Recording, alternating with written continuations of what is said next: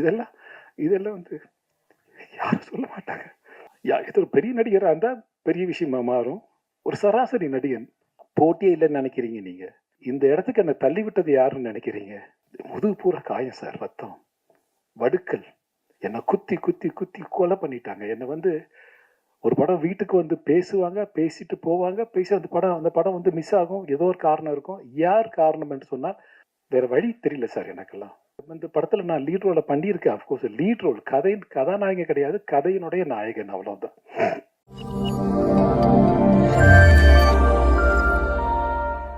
என்னுடைய மனைவி என்றால் படத்துல என்னுடைய மனைவியா நடிச்சாங்க. ஆனா போட்டு கொடுத்துட்டு போயிட்டீங்க என்ன வந்துட்டு. ஒரே கத்தில 2 உரம் இருக்கக்கூடாது அப்படின்னு சொல்லிட்டு. ஓகே, என்னுடைய இந்த படத்துல பணியாற்றிய தீபா அவர்களாகட்டும், அல்லது சம்யுக்தா அவர்களாகட்டும், அல்லது ஆராதனா, நீ சொன்ன கரெக்டா இருக்கு. இவன் முகத்தை கொஞ்சம் ஞாபகம் வச்சுங்க எல்லாரும். அதனால ஆராதனா ஆகட்டும், அல்லது இன்னும் இந்த படத்துல பண்ண டெக்னீஷியன்ஸ் எல்லாருக்கும் ஒரு என்னுடைய மனசுல இடம் பிடிச்சிட்டாங்க. எல்லாருக்கும் ஒரு நீண்ட வாழ்த்துக்களும் நன்றியும். அது போக இசையமைப்பாளர் இவர் வந்து இவருடைய தகப்பனார் படத்துல நான் பணியாற்றிருக்கேன். நான் வந்து ஃபர்ஸ்ட் டைம் ஹீரோ பண்ணும்போது, ஃபர்ஸ்ட் டைம் இல்லை, அப்போ வந்து அப்பா தான் மியூசிக் டைரக்டர். இவர் வந்து லண்டன்ல ஒரு ஷோ பண்ணோம். நாங்க லண்டன்ல ஒரு ஷோ பண்ணும்போது தேவா சார் தான் மியூசிக் நான் முடிவு பண்ணிட்டேன். அப்போ ஒரு பிரதர்ஸ் வந்து சபேஷன் முரளி ஆகட்டும் அல்லது சம்பத்தனன் ஆகட்டும் எல்லாரும் வரீங்க அப்படின்னு. அப்போ தேவா என்ன சொன்னாரு, என் சன்னு வந்து ஸ்ரீகாந்த் தேவன் வந்தா நல்லா இருக்கும் அப்படின்னு. ஸோ இவரையும் கூட கூப்பிட்டு போயிட்டோம். அவங்க 5 பேர் வந்தா இவரு கூட வந்துருவாரு. ஸோ அதனால அப்பா போட்ட ஞாபகம் சாங் வந்து எனக்கு இப்போவும் ஞாபகம் இருக்கு. ஒரு படத்துல வந்து பாடட்டுமா நானு? கீழே கல்லெல்லாம் ஒண்ணும் இல்லையே. மாட்டு வண்டி பூட்டிக்கிட்டு மூட்டைகளை ஏத்திக்கிட்டு மேட்டுப்பட்டி போக போறேன். கூட்டு ரோட்டு சந்தையில வேட்டி ஒண்ணு வாங்கிவோம், கோமணத்தை மூட போறேன். முத்தழகி பாட்டிக்கு நான் வெத்தலை இடிச்செடுத்து பொக்க வாயில் ஊட்ட போறேன். 10 ரூபா டிக்கெட்டுல பட்டணத்து சினிமா மொத்தத்தையும் காட்ட போறேன். ஆட நம்மூரு சந்தையிலே எப்போதும் கொண்டாட்டந்தா. மாட்டு வண்டி பூட்டிக்கிட்டு மூட்டைகளை ஏற்றிக்கிட்டு மேட்டுப்பட்டி போக போறேன். இப்படி ஒரு சாங் எனக்கு கொடுத்தாரு. இது வந்து ஒரு பெரிய ஹீரோ பாடி இருந்தா மிகப்பெரிய ஹிட் ஆயிருக்கும். ஒருவேளை என்னோட போரா காலமா என்னன்னு தெரியல, நான் பாடினதால அந்த பாட்டு வந்து அந்த பாட்டுக்கு ஒரு மரியாதை போச்சான்னு தெரியல. ஸோ அந்த பாட்டு எழுதினவர் காளிதாசன் ஒரு ஒரு ஒரு ரைட்டர் இருந்தார். அப்போ நான் சொல்றது வந்து 90ஸ்ல 1991ல சொல்றேன். ஸோ மிகப்பெரிய விஷயம் வந்து யார் எதை செய்கிறார்கள் என்பதுதான் முக்கியம். நான் வந்து இன்னைக்கு வந்து ஆர்கே செல்லுமணி சார் சொன்னாரு, நான் பார்க்கறது ஒரு மாதிரி இருப்பேன், சட்டையெல்லாம் ஒரு மாதிரி போட்டிருப்பேன், அதனால என்ன யாருக்கும் பிடிக்காது அப்படின்னு சொல்லுவாரு. உண்மைதான் சார். நீங்க வந்து நீங்க யதார்த்தமா வாழ்ந்தீங்க. யதார்த்தமா ஆர்கே செல்லுமணி வந்து ரொம்ப யதார்த்தமான ஒரு மனிதர். அதே மாதிரி ஆர் உதயகுமார் ரொம்ப யதார்த்தமான ஒரு மனிதர். நான் ஆர்கே செல்லுமணி வந்து ஒரு தடவை ஆஃபீஸுக்கு போயிருந்தேன். எப்படி இருக்கு அப்படின்னு கேட்கும்போது அவன் சூஸ் பண்ணிட்டு இருந்தான். இந்த நம்ம இந்த இதெல்லாம் கூடார மாதிரி இருக்கும்ல, இந்த ஸ்போர்ட்ஸுக்கெல்லாம் பண்ணுவாங்கல்ல, அந்த மாதிரி ஜிப்பெல்லாம் வச்சுட்டு, ஜிப் திறந்தா உள்ள முடிச்சுக்கலாம், அந்த மாதிரி வச்சுட்டு அப்புறம் வந்து காலை உள்ள விட்டு படுத்துக்கணும் அப்படின்ற மாதிரி இதெல்லாம் செலக்ட் பண்ணிட்டு இருந்தாரு. நான் சொன்னேன், செல்லுமணி வீட்டுக்கு எதாவது வாங்க போறியா அப்படின்னு. இல்லை, ஷூட்டிங்காக பண்றாங்க. ஷூட்டிங் பண்றியா? யாருக்காக பண்ற? அடிமைச்சங்கிலி ஒரு படம் எடுத்துட்டு இருக்காரு. அடிமைச்சங்கிலி படத்துக்காக இங்க வந்து போகாத காடே கிடையாது. அதுல இந்த யூனிட் பாய்ஸ் இருக்காங்கல்ல, அவங்க எல்லாம் காலை உள்ள விட்டு படுத்துக்கிறோமாமா.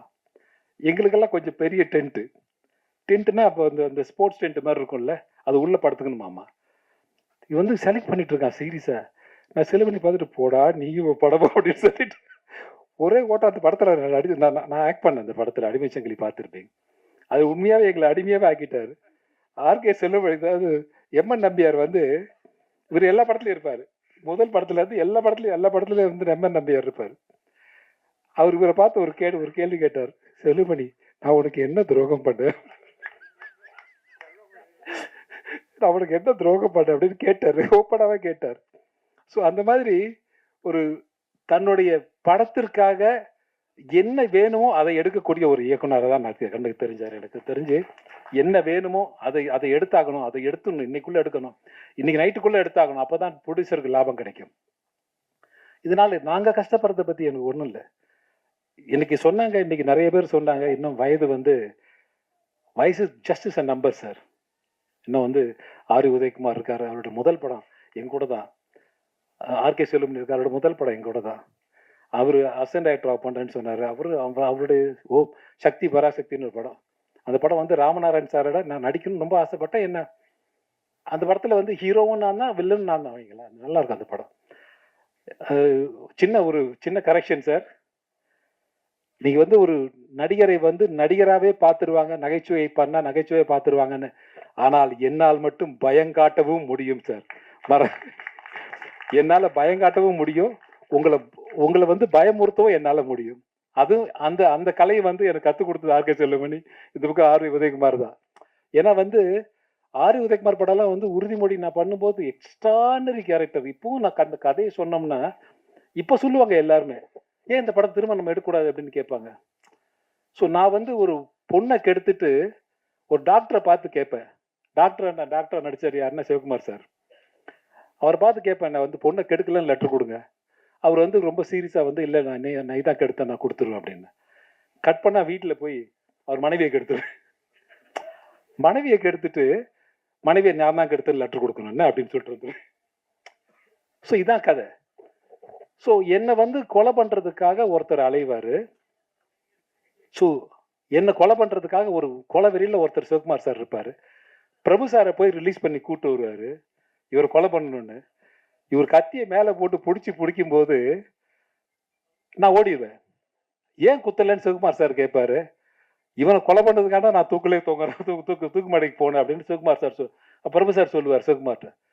அதாவது என்ன கொலை பண்ணதுக்காகத்தான் ஒருத்தன் ஜெயிலுக்கு போயிருக்கான், அவனை கூட்டு வந்து இவனை கொலை பண்ணணும்னு சொல்றாரு.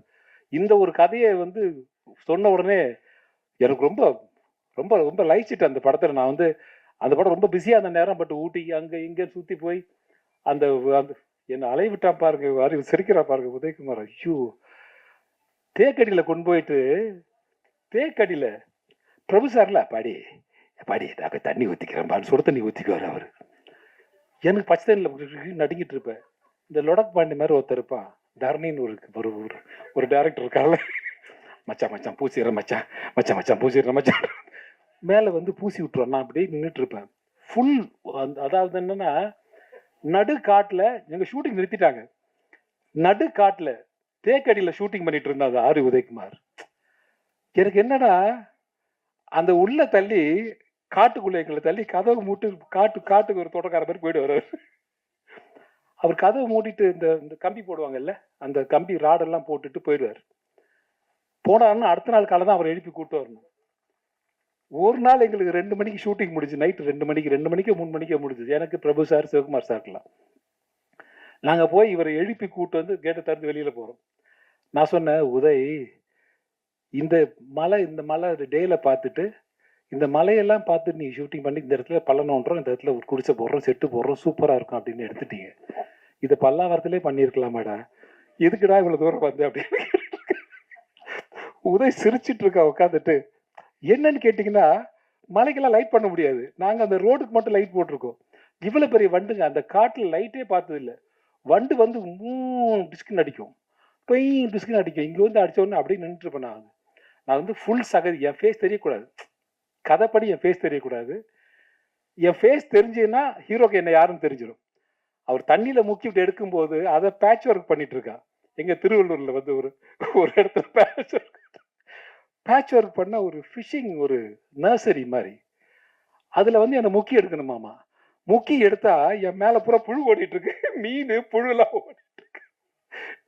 செல்லுபடி நான் சொன்ன உதயகுமார் விட்டுரு, பிரபு சார் முக்கிய படி முக்கிய எடுத்துடுற முக்கி எடுக்கிறார் என்னை போட்டு. எனக்கு ஐயோ, உண்மையா சொல்ல போனா இன்றைய வரை நான் திரையுலகத்துல இருக்கிறேன் என்று சொன்னால் அதற்கெல்லாம் அடித்தளம் போட்டது இவங்க 2 பேரும் தான். ஏன்னா படாத கஷ்டங்கள்லாம், இந்த கஷ்டங்கள்லாம் பட்டு தான் நாங்கள்லாம் நடிகர் நான் இன்றைக்கி வந்திருக்கோம், நீங்கள்லாம் பாராட்டுறீங்க, நீங்கள்லாம் வந்து இன்றைக்கி வந்து குழந்தையிலேருந்து நான் பார்த்துருக்கேன், நிறைய பேர் சொன்னாங்க இன்றைக்கி. ஸோ அஃப்கோர்ஸ் பெருமையாக தான் இருக்குது. இத்தனை வருஷம் நம்ம சினிமாவில் இருக்கோமா, ஒரு 40 ஆண்டு காலம் சினிமாவில் இருக்குமா, திரையுலகத்தில் இருக்கோமா. இதை வந்து ஒரு பணம் சம்பாதிக்கலாம், அது வேறு விஷயம் சார். ஆனால் பணமே வாழ்க்கையாயிடக்கூடாது. பணம் வந்து ஒரு அளவுக்கு மேலே பணம் இருந்துச்சுன்னா, இங்கே இருக்கிற எல்லாத்தையும் பணம் கிடையாது, பணம் கொஞ்சம் குறைவாக தான் இருக்கும். ஆனால் நாங்கள்லாம் மகிழ்ச்சியாக இருக்கோம். பணம் நிறைய வந்துச்சுன்னா பணத்துக்கு தான் மரியாதை கொடுப்போம், மகிழ்ச்சி போயிடும். பணத்தை நம்ம காப்பாற்ற வேண்டியிருக்கோம். நம்மளை பணம் காப்பாற்றுது. நம்மளை காப்பாற்றினா நம்ம சொல்கிறது பணம் கேட்கணும், பணம் சொல்கிறத நம்ம கேட்கக்கூடாது. இதை வந்து ரஜினி சார் மாதிரி ஒரு பெரிய நடிகர் சொன்னால் நீங்கள்லாம் கேட்பீங்க, ஒருவேளை நான் சொன்னால் கேட்க மாட்டீங்களான்னு தெரியல. பரவாயில்ல, விட்டுருங்க, நோ ப்ராப்ளம். அது அது ஒன்றும் அது பிரச்சனை கிடையாது. ஸோ சொல்கிறேன். ஸோ வந்து எது முக்கியமோ அதுதான் முக்கியம். இன்னைக்கு ஒரு பெரிய நடிகர் இது வந்து நானா வந்து ஒரு ஒரு கல்லா எடுத்து நானா கட்டின வீடு, நானா செதுக்கின சிலைன்னு ஒருத்தர் சொல்லும்போது நம்ம ரசிப்போம். ஆனால் நானும் கிட்டத்தட்ட அப்படிதான் சார். யாருமே இல்லை, பின்புலம் கிடையாது, என் முன்னோர்கள் கிடையாது திரையுலகத்தில். நான், ஆர்கே செல்லமணி, இந்த பக்கம் உதயகுமார், எல்லாருமே வந்து போராடி வந்தவங்க தான். போராட்டம், ஒரு மிகப்பெரிய போராட்டம் இருக்கும். இது வந்து என் முன்னோர்கள் கிடையாது. நான் வந்து செத்து சுண்ணமாயிருக்கேன் சின்ன வயசுல. நடிக்கும்போது ஒரு பெரிய பயம் இருக்கும். இப்பெல்லாம் தீபாவளிக்கு ஊருக்கு போவாங்க எல்லாரும். நான்லாம் லாஸ்ட் மினிட்ல வண்டி ஏறி ஊருக்கு போய் தலையை காமிச்சு நைட்டோட இருட்டில் கிளம்பி வந்துடுவேன். ஏன்னா அச்ச உணர்வு, படித்து முடிச்சிட்டோம், திரைப்பட கல்லூரியில் மாணவன் ஆகிட்டோம், அடுத்து நம்ம என்ன பண்ண போகிறோம் அப்படின்ற ஒரு பயங்கர பயம் ஒன்று இருக்கும். என்னை விட அதிகமாக நேசித்தவர் என்னுடைய தகப்பனார். எப்படின்னு கேட்டிங்கன்னா, ஒரு சின்ன விஷயம் சொல்லி முடிச்சிடுறேன். நான் பார்த்திபன் சார் ஷூட்டிங்கில் இருக்கேன், இந்த வாகினி ஸ்டுடியோவில். நைட்டு வந்து லேட் ஆகும் சார்னு சொல்கிறாங்க. நான் பரவாயில்லன்னு விட்டுட்டேன். பரவாயில்ல சார், எவ்வளோ நேரம் ஆகும், ஒரு 10:30 11 o'clock ஆகிடும் சார். சரி பரவாயில்ல, 11:30 ஆனாலும் பரவாயில்ல. ஒரு நாள் திடீர்னு வந்து ஒரு அசிஸ்டன்ட் வந்து, சார் உங்களுக்கு முடிஞ்சுது சார் அப்படின்றார். முடிஞ்சுது அப்படின்னு 8:30 மணி இருக்கும், 9 மணி இருக்கும். முடிஞ்சுது அப்படின்னு, முடிஞ்சுது சார் உங்களுக்கு முடிஞ்சு சொல்லிட்டேன். நான் உங்களுக்கு போய்ட்டு டவுட் கன்ஃபார்ம் பண்ணுறேன், முடிஞ்சுது சார்னு சொல்கிறாங்க. சரி சார், தேங்க்யூ சார், நான் கிளம்புறேன் அப்படின்னு பார்த்து சார் சொல்கிறேன். பாய் சொல்லிட்டு வீட்டுக்கு வரேன். திரும்ப ஒரு அசிஸ்டன்ட் ஓடி வர்றார். ஓடி வந்து, சார் நாளைக்கு டேட்டு கேட்டிருந்தோம் உங்ககிட்ட, அந்த டேட்டு நாளைக்கு வேணாம் சார். ஃப்ரீ பண்ணுறாரு என்ன. நாளைக்கு வேணாமா உங்களுக்கு? வேண்டாம். அப்படியே சார், நாளான்னைக்கு வேண்டாம் சார். So nice, thank you. இன்னொரு ஃபோன் வருது எனக்கு, அதில் என் தகப்பனார் தவறிட்டார் அப்படின்னு. ஸோ அவர் எவ்வளோ சினிமாவை நேசிச்சிருக்காரு. அவருடைய சாவுக்கு நான் போகணுன்றதுக்காக எனக்கு 2 hours முன்னாடியே என்னை வந்து சினிமாவிலேருந்து என்னை வந்து ரிலீவ் பண்ணிவிட்டு 2 daysக்கு நான் அவர் டெட் பாடி கூட இருக்கணுன்றதுக்காக 2 daysக்கு எனக்கு ஷூட்டிங்கே என்னை விட்டுட்டு என்னை விட அதிகமாக நேசித்தவர் என்னுடைய தகப்பனார் என்று எனக்கு தெரிகிறது. என்னோட அதிகமாக நேசித்தவர் எங்கள் அப்பா. இவன் இருந்தால் இந்த இந்த திரையுலகம் நன்றாக, நான் இன்றைக்கு நடிகராக நிற்கிறேன் என்று சொன்னால் அதற்கு அவரும் ஒரு காரணம். இதெல்லாம் வந்து அன்றைக்கி நைட் பௌர்ணமி தான். அந்த பௌர்ணமி விழா நடக்குது, இந்த பாமக விழா நடக்குது. அந்த விழாக்கு நான் போயிட்டுருக்கேன். அந்த விழா தாண்டி தான் மகாபலிபுரம் வழியாக இந்த பக்கம் போனால் ஈஸியாக போயிடலாம். ஸோ நான் வீட்டுக்கு போய் தான் கிளம்பி போகிறேன். அப்போ எங்கள் தகப்பனாரோட டெட் பாடியை பார்க்குறேன். பார்த்துட்டு நான் சொன்ன ஒரே விஷயம், உங்கள் கூட இருக்குன்றதுக்காக ஷூட்டிங்கெல்லாம் எனக்கு ஃப்ரீ பண்ணிங்களாப்பா அப்படின்னு கேட்டேன் என் தகப்பனார்கிட்ட.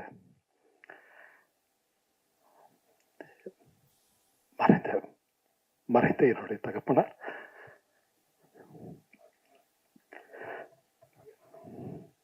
தேங்க்யூப்பா. இதெல்லாம் வந்து யாரும் சொல்ல மாட்டாங்க. ஏதோ பெரிய நடிகராக இருந்தால் பெரிய விஷயமா மாறும். இன்னைக்கு ஆர்கே செல்லமணி சார் சொன்ன மாதிரி ஒரு சராசரி நடிகன் இன்னைக்கு எங்களை முடிவு பண்ணுறது, என்ன முடிவு பண்ணுறது குறிப்பாக சொல்லலாம். எனக்கு போட்டியே இல்லைன்னு நினைக்கிறீங்க நீங்கள். இந்த படம் பார்த்தீங்களா, இந்த மெட்ராஸ் மாஃபியா கம்பெனி, இந்த இடத்துக்கு என்னை தள்ளிவிட்டது யாருன்னு நினைக்கிறீங்க? முதுகு பூரா காயம் சார், ரத்தம், வடுக்கல், என்னை குத்தி குத்தி குத்தி கொலை பண்ணிட்டாங்க. என்னை வந்து ஒரு படம் வீட்டுக்கு வந்து பேசுவாங்க, பேசிட்டு போவாங்க, பேசி அந்த படம் வந்து மிஸ் ஆகும். ஏதோ ஒரு காரணம் இருக்கும். யார் காரணம் என்று சொன்னால், அந்த படத்தோடைய கதாநாயகனா இருக்கலாம். யாரோ ஒருத்தங்க இருக்கலாம். அவங்க முடிவு பண்ணுவாங்க. இந்த கேரக்டருக்கு இவர் இருந்தா கரெக்ட்டா இருக்கும். வேற யாராவது வேணாம். ஸோ இந்த இடத்துக்கு என்ன தள்ளி விட்டதற்கு வேற வழி தெரியல சார் எனக்கெல்லாம். எனக்கெல்லாம் வேற வழி தெரியல. உண்மையாவே இந்த மெட்ராஸ்கா இந்த படத்துல நான் லீட் ரோல பண்ணியிருக்கேன். அஃப்கோர்ஸ் லீட் ரோல் கதாநாயகன் கிடையாது. கதையினுடைய நாயகன் அவ்வளவுதான். ஸோ அதனால வந்து தயவு செய்து வந்து கலையை கலையா பாருங்க. இன்னைக்கு வந்து ஒரு என்னுடைய சகோதரி ஒருத்தங்க பேசினாங்க. ரொம்ப நேர்மையான பேச்சு. நானும் ரசிச்சேன் அந்த பேச்சை. திரையுலகத்தில் இன்றைக்கு நாம் படுகிற கஷ்டம், இன்னைக்கு நமக்குன்னு ஒருத்தர் வேணும்னா அப்படின்னா ஒரு 100 பேர் இருக்கும். அதுல 10 பேர் தான் வேணும்னா 10 பேர் சூஸ் பண்ற இடத்துல ஒருத்தங்க இருக்காங்க. அதனால தயவு செய்து ஆர்கே செல்லுமணி போல, உதயகுமார் போல, பேரரசு போல, பேரரசுலாம் வந்து இன்னைக்கு ஒரு மிகப்பெரிய இயக்குனர் தான், இல்லைன்னு சொல்லல. ஆனா நம்மளுடைய சாபக்கேடா என்ன காரணம்னு தெரியல, ஒதுக்கி வச்சுட்டு இந்த பக்கம் ஒருத்தரை செலக்ட் பண்றோம் நம்ம. ஸோ அதுலயும் மிங்கிள் பண்ணி போயிட்டே இருக்கும். இந்த ஓடுற குதிரை என்னைக்குமே ஓடுன்ற மாதிரி அதுல வந்து தாண்டி போயிட்டு இருக்கோம் பார்த்துட்டு. ஸோ அதனால இந்த படத்துல வந்து மெட்ராஸ் மாஃபியா கம்பெனி நாங்க வந்து குறித்த நேரத்துக்கு முடிச்சோம்னா அதுக்கு முதல் காரணம் என்னுடைய இயக்குனர் தான். எனக்கு டைமே கொடுக்க மாட்டாரு.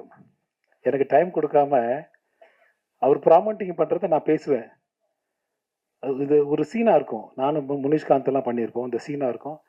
நான் சொன்னேன், நீங்க பேசுங்க, நீங்க பேச நான் எடுத்து பேசுறேன். தெலுங்கு படம் பண்ணி எனக்கு பழக்கம், அதனால நீங்க பேசுங்க அப்படின்னு சொல்லிட்டு அவர் ப்ராமோட் பண்ணுவாரு. மழை வேற பெஞ்சிட்டு இருக்கு. மழை பெய்யும் போது மழையில அந்த சீன் எடுத்துட்டு இருக்கோம். முடிச்சாகணும். முடிச்சுட்டு போய் உடனே போகணும். ஒரு 1 ஹவர்ல ஷிஃப்டிங். ஒரு நாளைக்கு 5 சீன் 6 சீன் எடுப்பாரு டேரக்டர். இவருக்காக நானும் ஒத்துழைச்சேன் இவருக்காக. என்ன பரவாயில்ல சார், பரவாயில்ல, நீங்களே பண்ணுங்க. இந்த ஆனந்தராய் தான் இந்த படத்துல பாப்பீங்க நீங்க. இதுல வந்து ஒரு டிஃப்ரெண்டான கதை. இந்த கதைக்களம் ரொம்ப புதுசா இருக்கும். இது நல்ல படம் என்று உங்களுக்கு தோன்றினால், உங்க மனசாட்சிக்கு தோன்றினா நீங்க நல்ல படம்னு எழுதுங்க. கண்டிப்பா வந்து என் பத்திரிகை நண்பர்கள், இந்த ஊடக சமுதாயம் வந்து 4 தூண்ல ஒரு தூண் மாதிரி. நீங்க கொண்டு போய் சேர்க்கறதா இன்னைக்கு நல்ல படமா கெட்ட படமா. நல்ல படம் என்று நாங்கள் எடுத்திருக்கிறோம். நல்ல படத்தை நீங்களும் வரவேற்கின்ற நம்பிக்கை எனக்கு இருக்கிறது. இந்த படத்திற்காக உழைத்த அனைவருக்கும் நன்றி கலந்த வணக்கத்தை தெரிவித்துக் கொண்டு, எனக்கு காசு கொடுத்த தயாரிப்பாளர்ல இருந்து காஃபி கொடுத்த தயாரிப்பு நிர்வாகி வரை, இன்றைக்கு அசிஸ்டன்ட் டைரக்டர்ல இருந்து இன்னைக்கு பிஆர்ஓல இருந்து இந்த நிகழ்ச்சியை நடத்தின என்னுடைய சகோதரி ரோகிணி, அவங்க உள்ள சொன்னாங்க, பேரை மறந்துட்டேன். என்னுடைய பாருங்க, என்னோட மகளா நடிச்சாங்க அவங்க படத்துல. ஆனா அவங்க பேரே நான் இன்னும் ஞாபகம் வச்சுக்கல. பேர் கேட்டு ஞாபகம் வச்சுக்கல. ஆராதரான்னு பேர் சொன்னாங்க அவங்க என்கிட்ட. இப்பதான் பேரே கேட்டு தெரிஞ்சுக்கிறேன். அதான் என்ன பண்றது சொல்லி பார்க்கலாம். நம்மளுக்கு தேங்க்யூ, ரொம்ப நன்றி. Thank you very much. வந்து உங்களுடைய நாங்க எதிர்பார்க்கறதெல்லாம் உங்ககிட்ட இருந்து உங்களுடைய கைத்தட்டலும் வரவேற்பும் தான். இதை நான் பேசின ஒரு கலைஞனுக்கு உங்களை போன்ற ஒரு நல்ல வார்த்தை, நல்ல மகிழ்ச்சியான ஒரு வார்த்தை. நாங்க வந்து பழகிட்டோம். நல்ல படமா கெட்ட படமா, நல்லா ஓடிச்சுன்னா நல்லா ஓடிச்சு, ஓகே, வேற வேலையை பார்க்கலாம். நல்லா ஓடலனாலும் அடுத்த வேலையை பார்க்கலாம். அப்படி நினைச்சிட்டு போற மாதிரி நாங்க நினைச்சிட்டு போயிட்டே இருப்போம். அந்த மாதிரி நல்ல படம், இதை வாழ்த்தணும், வரவேற்கணும் என்று உங்களோடு கேட்டுக்கொண்டு இந்த படத்திற்காக உழைத்த அனைவருக்கும் நன்றி கலந்த வணக்கத்தை தெரிவித்துக் கொண்டு விடைபெறுகிறேன். நன்றி, வணக்கம்.